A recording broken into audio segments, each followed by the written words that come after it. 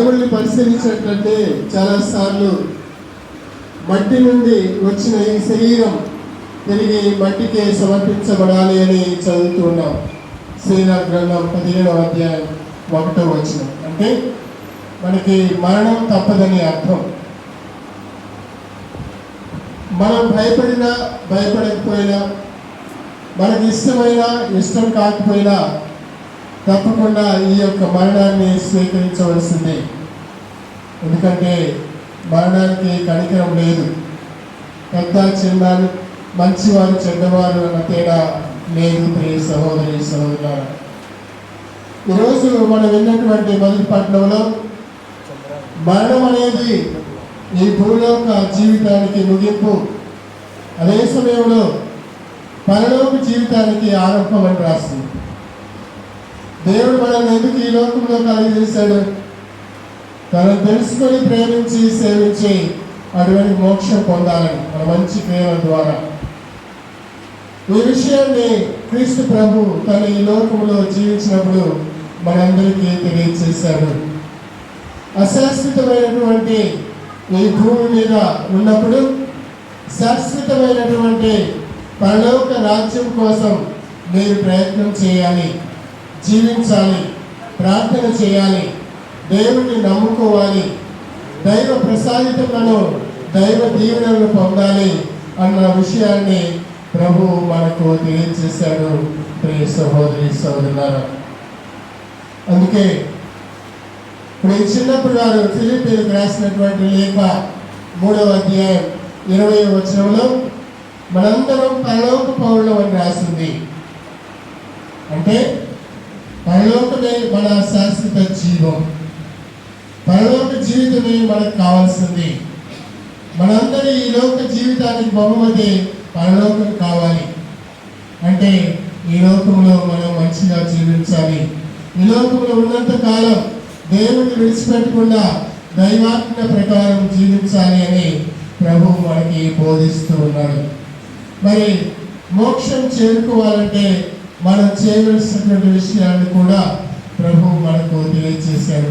ప్రవక్తలైతేనే, అపోస్తలులైతేనే, దైవ సేవకులైతేనే, నీతిమంతులు అనేకులైతేనే మనందరం నీతిగా జీవిస్తే తప్ప, దేవుణ్ణి నమ్ముకుంటే తప్ప మనకు దైవ రాజ్యం లేదు అన్నటువంటి విషయాన్ని విశదపరిచారు.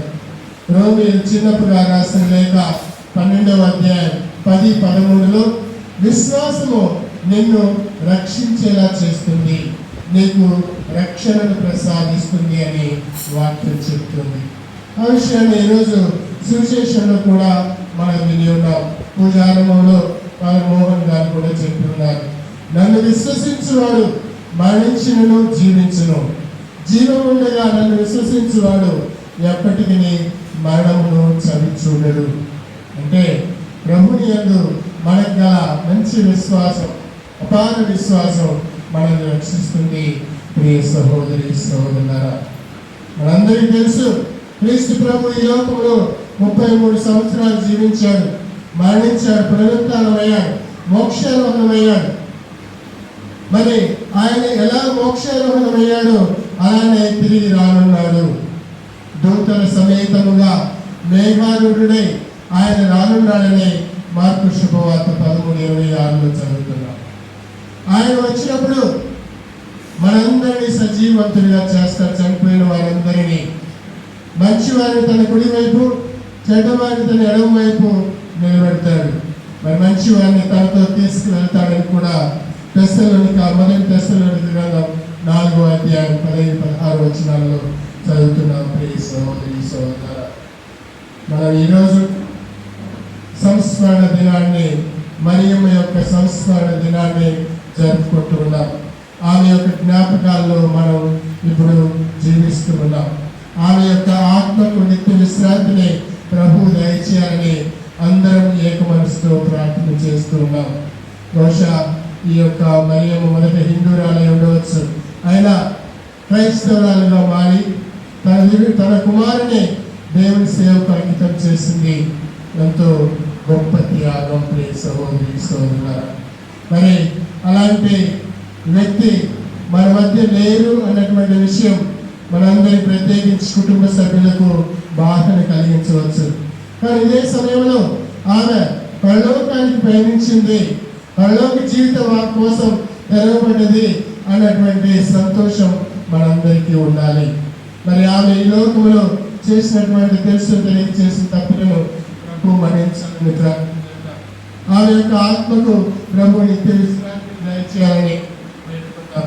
కనుక ప్రియ సహోదరి సోదరులారా, ఇదే సమయంలో ఈ సంస్కరణ దినం మనకు ఒక గొప్ప విషయాన్ని తెలియజేస్తుంది. అదేంటో తెలుసా మీ అందరికీ? మనం కూడా ఒకరోజు మరణిస్తామని, మనం కూడా పరలోకానికి పయనిస్తామని. కనుక ఆ రోజుకై మనం వేచి ఉందాం. ఎలా వేచి ఉండాలి అంటే మంచి జీవితం ద్వారా వేచి ఉందాం. ప్రభువు మనందరినీ దేవుడు తన రెండవ రాకడలో సజీవంతుడిగా చేసినప్పుడు ఆయన యొక్క కుడి వైపున నిలబడడానికి ఈ లోకంలో జీవించుకున్నంత కాలం ప్రయాసపడదాం. అందుకు మనసిన శక్తిని ప్రభు మనందరికి ప్రసాదిస్తుంది కాక మరి ఆత్మకు నిత్య విశ్రాంతిని ప్రసాదించాలని, ఆమె యొక్క మరణంతో దుఃఖంతో నిండినటువంటి కుటుంబ సభ్యులను బంధుమిత్రులందరినీ భగవంతుడు దీవించాలని ఓదార్చాలని ప్రార్థన చేద్దాం. ఆమేన్.